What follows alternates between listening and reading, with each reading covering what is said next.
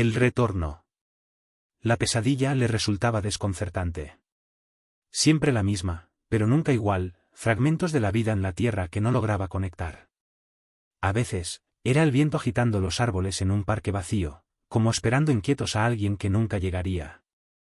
Otras, el zumbido errático de una radio mal sintonizada que se perdía en la lejanía. O el jadeo subterráneo de una boca de metro a hora punta, un río de gente subiendo y bajando las escaleras a toda prisa, sin mirarse, sin detenerse. Escenas triviales que, en el sueño, lo llenaban de una felicidad absurda. Y precisamente por eso, le aterraban. Intentó ignorar aquel mal sueño. Se repetía que no tenía sentido obsesionarse con boberías. Pero la pesadilla volvía, monótona y persistente, con la misma obstinación de una herida que no cierra. Temía que no fuera solo un sueño. Que se tratase de una señal o, aún peor, de un mal augurio. Noche tras noche, algo dentro de él comenzaba a resquebrajarse, cedía, imperceptible, como un hielo que se agrieta bajo la superficie. Y entonces, la pesadilla abrió los ojos y se hizo también diurna. La nostalgia era solo una de sus formas. La primera vez lo atrapó en una contemplación casi existencial, cuando iba a salir para una partida de cartas en el club social del Cohete Hotel Retorno, el refugio donde esperaba que la Tierra, asfixiada por la fiebre climática, volviera a ser habitable. Había tenido suerte al conseguir una plaza en el Retorno junto a su familia. Sobrevivir allí era otra historia. Les aseguraron que sería temporal, que solo debían ser pacientes y les aconsejaron hacer la espera más llevadera con recuerdos. Algunos lo hicieron y encontraron alivio, otros, como él, prefirieron no entregarse al espejismo. Fue entonces cuando vio, de refilón, el famoso puntito del que todos hablaban, la Tierra. Algo dentro de él se tensó, deteniéndolo en seco. En ese momento, inmóvil, se dijo que no tenía nada de especial. Pero, al mirarlo un instante más de lo necesario, entendió que no podía ignorarlo.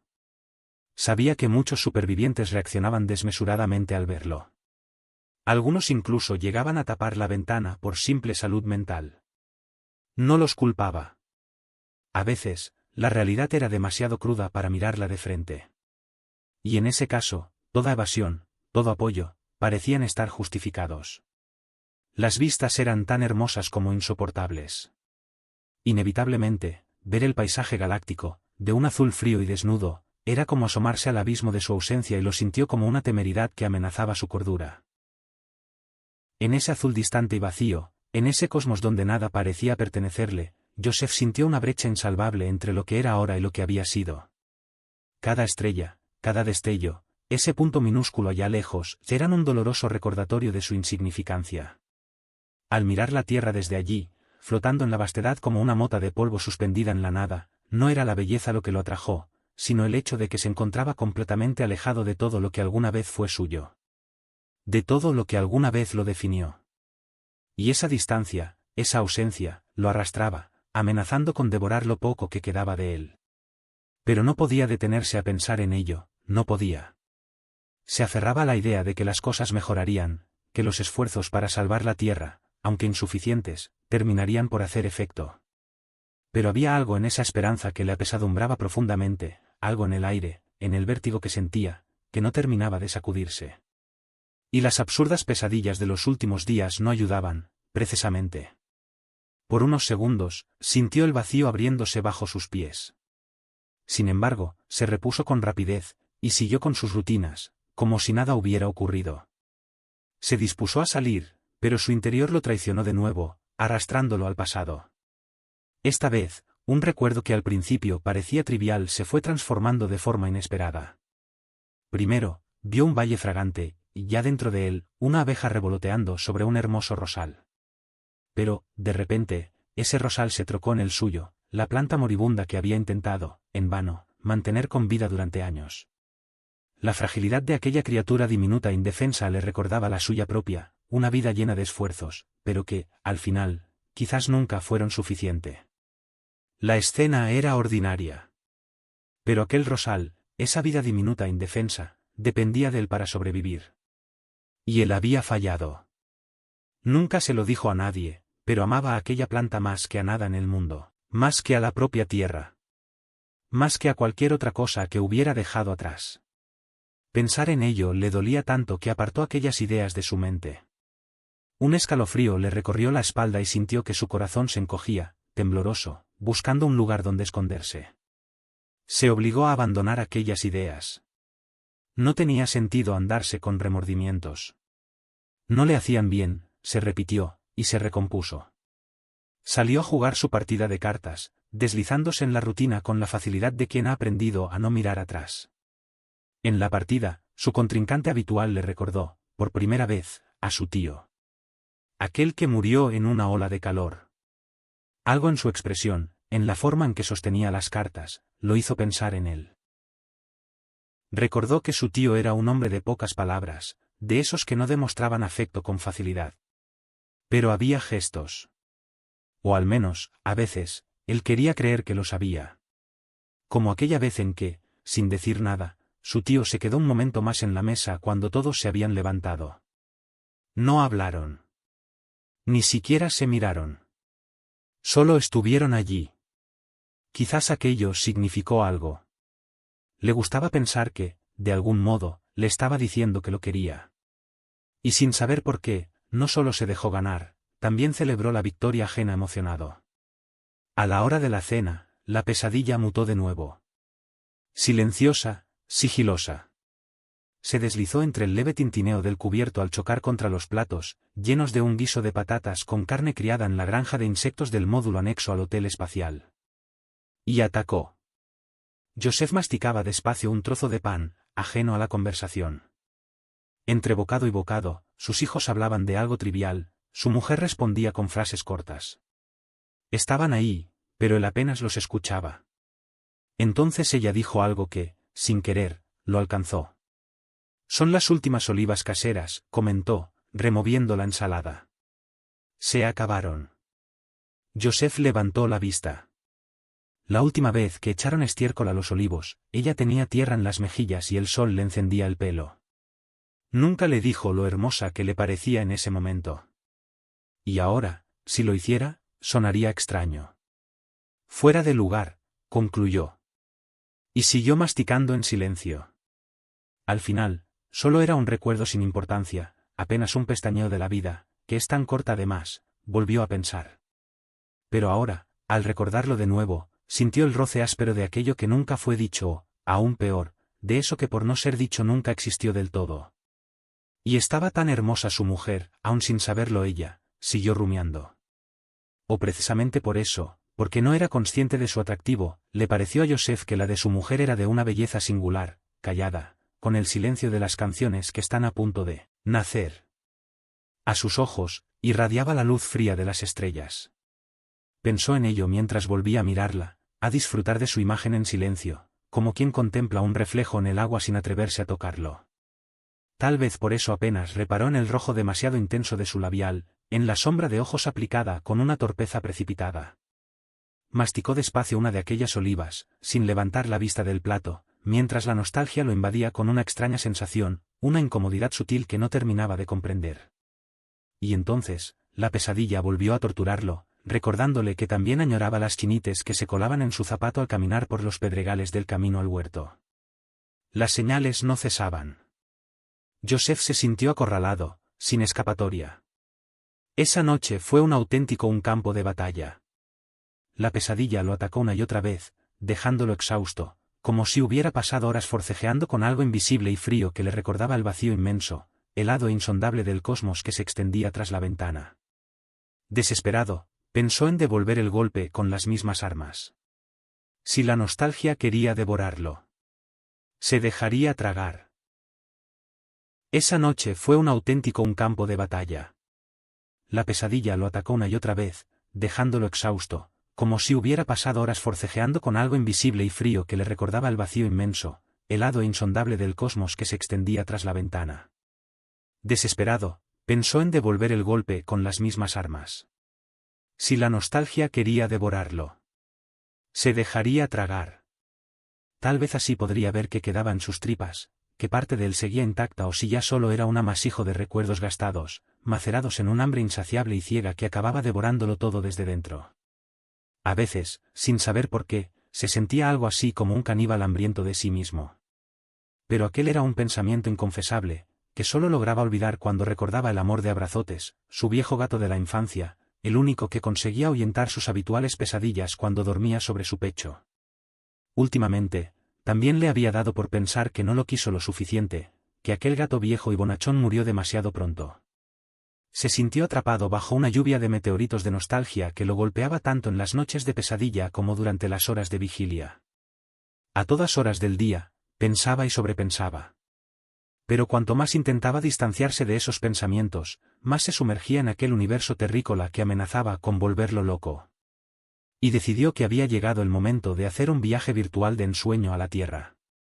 Joseph propuso la idea a su mujer y a sus 2 hijos, que se entusiasmaron ante la perspectiva de unas vacaciones distintas, un regreso simulado a lo que habían dejado atrás. El programa se vendía en Harmonia Shop, la tienda del cohete hotel, como un bálsamo para el alma.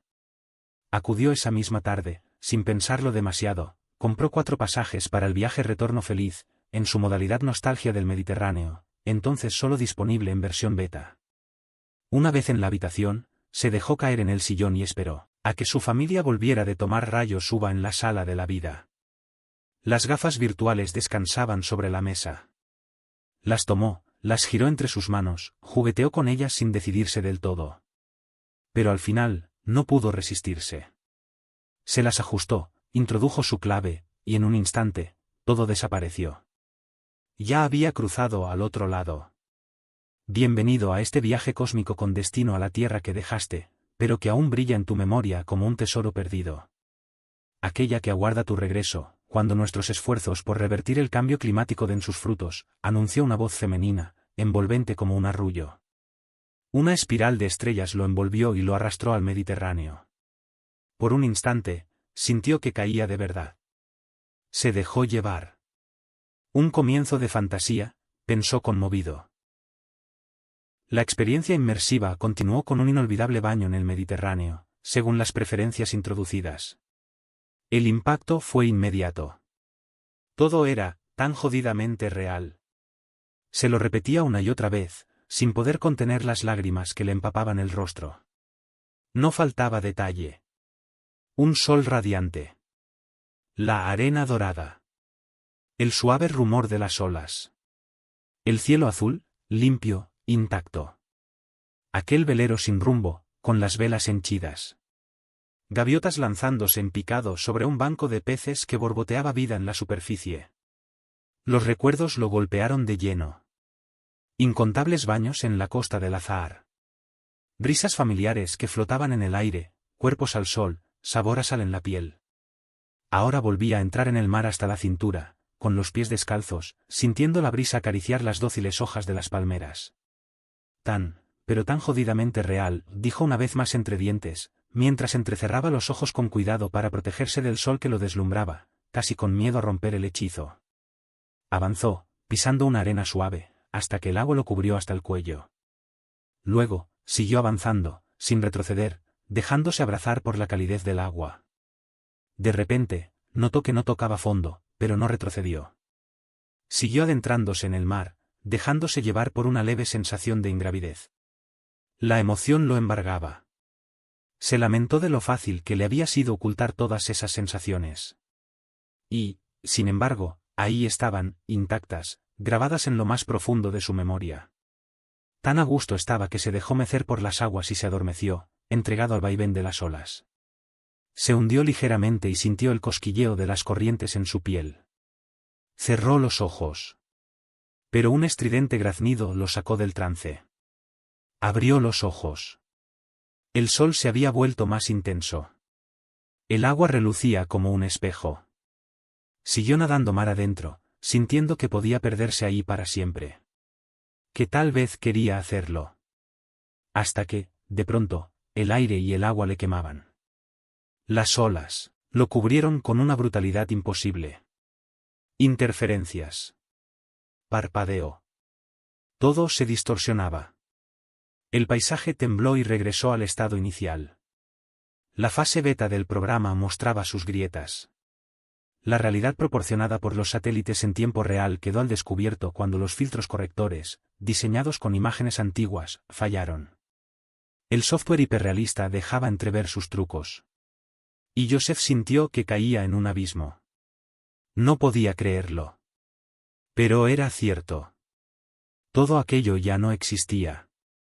La vida en la Tierra no se parecía en nada a lo que acababa de experimentar. Solo era un montaje. Una mentira. Un velo que ocultaba la devastación del cambio climático, cuyo avance imparable había llevado al planeta a un punto de no retorno. La simple idea de que todo aquello fuera real le resultaba insoportable. Prefirió darle el beneficio de la duda a los programadores. Simplemente, serían errores informáticos, quiso pensar. Un fallo en la simulación. Nada más. Siguió con sus vacaciones por el Mediterráneo, que sentía tan suyo, tan cercano. Luego se animó y cambió de escenario. Puso rumbo a su casita en el campo. Pero cuando la vio en medio de un desierto, enmudeció. Lo atribuyó de nuevo a un error del programa. Solo una falla puntual, insistió. Pero las imágenes parpadeaban, se superponían entre interferencias. Ahora un vergel, ahora un desierto. Y entonces lo entendió. El programa no fallaba. Maquillaba la realidad. Intentó calmarse. Tuvo ganas de arrancarse aquellas gafas virtuales y huir de ahí. Pero no lo hizo. No podía. Necesitaba comprobarlo. Necesitaba la prueba definitiva. Le intimidaba hacer zoom y buscar su rosal moribundo, pero tenía que saberlo. Necesitaba saber la verdad. Y empezaba a pensar que el tan cacareado regreso, la promesa de revertir la situación en la Tierra, era una patraña. Un imperdonable engaño. Un negocio indecente que jugaba con la esperanza de los supervivientes en el exilio. Pero no quería sacar conclusiones antes de tiempo. Se armó de valor, hizo zoom, y sus peores temores se cumplieron. El rosal le pareció un pequeño dios crucificado. Su criatura había muerto de hambre y de sed, esperándolo. Necesitaba su amor, su chute de vida, algo que la sostuviera frente a las sequías, las olas de calor y de frío, las plagas que se ensañaban con todo el Mediterráneo. XY entonces lo supo. Lo vio claro. Lo comprendió todo. Tuvo la certeza de que también él estaba en ese rosal, en la abeja, en la luz que las envolvía, en la oscuridad de la noche. Que su raíz estaba en la misma tierra que ahora yacía inerte.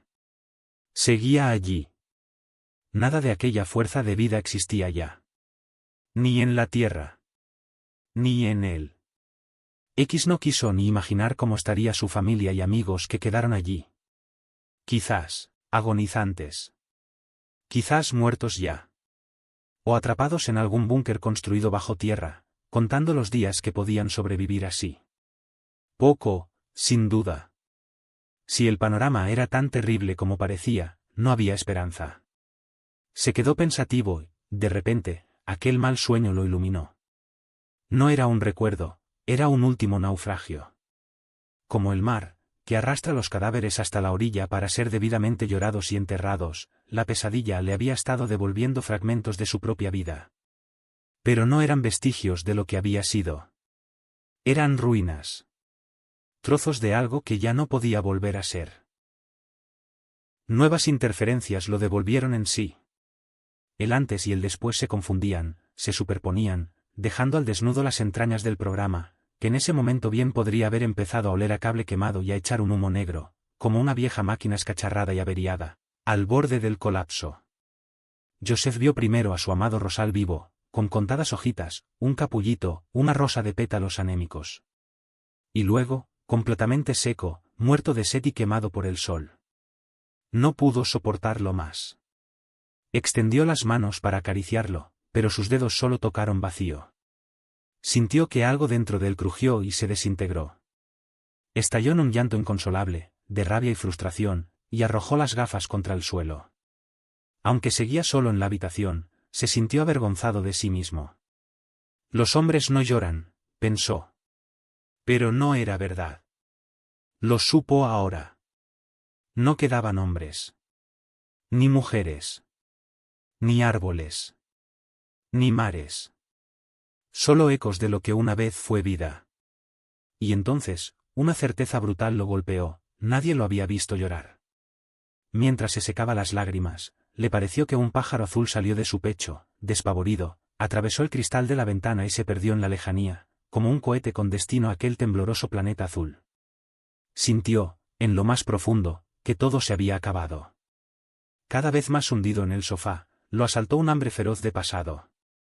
Una necesidad de volver a él, de rescatar el fuego perdido de su delirio, de la tristeza de un amor naufragado en el que se sentía ahogar. La simple nostalgia ahora le parecía obscena. No le bastaba con evocar el pasado, quería arrancarlo del tiempo. Devorarlo. Hacerlo suyo. Mientras pensaba todo aquello, lo invadía un sentimiento de usura que no conocía. Se aferró a la idea de que así, aquel pájaro indómito nunca moriría del todo. Que, quizás, algún día, regresaría a su pecho. Más feliz de lo que había partido.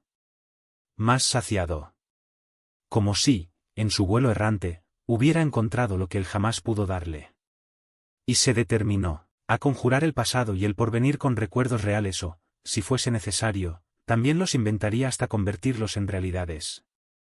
Era la única maldita cosa que se le ocurría para no enloquecer. De repente, dejó de considerarse un superviviente. Quizás nunca lo había sido. Se vio reflejado en su amado Rosal, tan vulnerable que, incluso muerto, seguía pareciéndole que sufría. Se sabía un luchador con la batalla perdida de antemano. En aquellas terribles circunstancias, tener familia no sería un consuelo.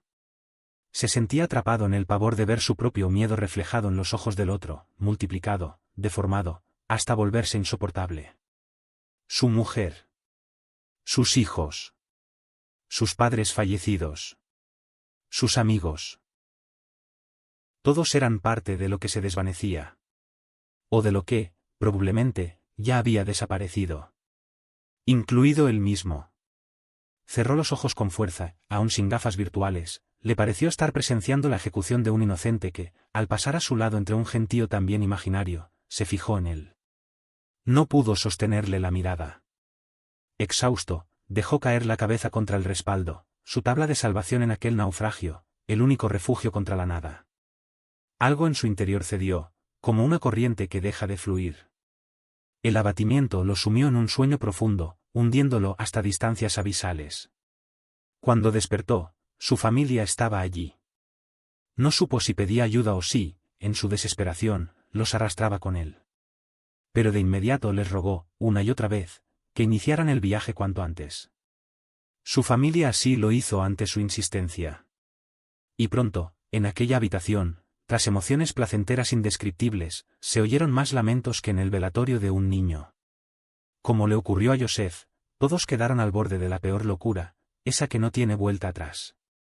Solo entonces, cuando sus ojos se encontraron, cuando sus miradas se encendieron de puro horror, algo pareció cambiar. Se fundieron en un abrazo largo, animal. Un nudo de cuerpos aferrados al único refugio posible. Y en medio de ellos, algo tembló. Un aleteo apenas perceptible, un roce tibio en la piel. Un destello azul los envolvió, borrando los límites entre lo que fue y lo que aún resplandecía en sus almas, en cada célula de su ser. Por un instante, fueron chispas de un mismo incendio, lanzadas al aire en un estallido, ardiendo juntas en una llamarada imposible de apagar. El peso del miedo se disolvió en la luz. Joseph sintió una felicidad inmensa, absoluta, al entender, o querer creer, que el pájaro, al fin, había regresado, siguiendo su propio instinto. Ese que nunca engaña. Que había elegido el mejor lugar para estar. Y ellos lo aceptaron, como a un integrante más de la familia, y el ave confió en que lo protegerían, como a un último rescoldo al que no se puede dejar apagar, como a un hermano pequeño al que se protege del peligro sin pensarlo, sin miedo, más que a la propia vida. Y quiso creer también que lo recibirían como a un sueño que no se desvanece al despertar. Porque ya no existían los caminos de antes. Ni nunca volverían a existir. Ni la orilla dorada del Mediterráneo. Ni el murmullo de las gentes en la playa. Ni la abeja danzando en torno a aquellos pétalos resecos que imploraban lluvia. Ni aquel sol que alguna vez doró sus cabellos y encendió sus cielos y horizontes. Solo quedaba el calor de un abrazo, y el pájaro se aferró a él, embargado de felicidad por rozar, aunque tan solo fuese por un instante, la certeza de lo verdadero. Y a Joseph lo envolvió una calidez que jamás había sentido, ni siquiera en sueños. Y la pesadilla se convirtió en su amiga del alma, un oráculo que ahora entendía y veneraba como una verdad de la existencia. Y entendió entonces que la promesa del amor también se esconde en lo más insignificante y anuncia su estallido con naderías. O con silencios que unen como un hilo rojo del destino, que, llegado el día, acaba uniendo en un abrazo. Joseph estaba sobrepasado por las emociones, mientras permanecía abrazado a los demás y a sí mismo. Lloraba en silencio al sentir el corazón del pájaro latir contra su pecho y el calor de su familia, que, agrupados así, parecían querer proteger una pequeña llama encendida en medio de tanta oscuridad. Joseph lloraba desconsolado de pura emoción. Las cabezas unidas de toda la familia como si fueran un equipo de rugby en el descanso, parecían un volcán que vomitaba lamentos, pero sin lágrimas. Solo Joseph era un surtidor de lágrimas, que no dejaban de caerle, hasta llegar a su boca. Y justo entonces, le supieron a sal, al mar, y se sintió fundir en aquel océano de dicha. Sintió que aquel rosal volvía a la vida y bebía de su sangre, y del capullito encarnado salía un hilo de seda rojo que los envolvía a todos en un sentimiento de amor profundo y eterno. Aquel abrazo lo sintió como un tsunami que arrastró sin conmiseración la soledad que anidaba en su pecho. Sintió que sus deseos habían sido colmados de un modo tan absoluto y transformador que le hizo dudar por un instante de tener los pies sobre el suelo, de no estar soñando, para conjurar aquella pesadilla. Pero descartó la idea, porque pensó que la pesadilla había sido benéfica para él, y en ese caso, aquello no tendría sentido. La vida no tendría sentido. Solo sabía que aquella gran ola de calor que aún le invadía se había llevado aquella soledad que lo atormentaba y lo había inundado de una paz y serenidad que no conocía. Aquello que calienta las manos aun cuando no hay fuego, que no deja tampoco que se enfríen. Aquello que alimenta aun cuando no hay pan, que arde para calentar y que se convierte en agua cuando el fuego amenaza con arrasarlo todo a su paso. Aquello que en su fragor acaricia el alma con el alma. Como el abrazo que une, redime y calma, pensó Joseph. Y así permanecieron todos. Abrazados, fundidos en un solo cuerpo, entre sollozos rotos por un silencio que Joseph percibió teñido de azul, amable y acogedor como la madre tierra. Abrazados y suspendidos en ese cielo ya sin alas ni regreso, no como sombras del pasado, no como ruinas de lo que fue, sino como cuerpos que buscan calor en mitad de un frío que quema. Sí, como quienes han comprendido que el único hogar es aquel que mantiene su promesa de vida. Sí, y mil veces sí, como aquellos que han elegido arder en una hoguera que aún guarda la promesa del amor verdadero. Era tanta su emoción, que Joseph quiso pedir perdón al rosal por no haberlo podido llevar con él. E imaginando estar allí, frente a él, extendió la mano, buscando acariciarlo, pero una espina lo detuvo. Le atravesó el dedo con un pinchazo que le dolió. Miró la gota de sangre que emergía lentamente, resbalando hasta la punta de su dedo. La chupó y se juntó con el sabor de sus lágrimas. Aquella gota, tan roja, tan caliente, tan viva, le habló en silencio. Era un silencio que gritaba el amor. La espina le había mostrado que aún había algo en él capaz de sentir, capaz de entregar y recibir. Aquel pinchazo era la confirmación de que el rosal seguía vivo en él. De que todavía, en su interior, existía un lugar donde el amor podía florecer.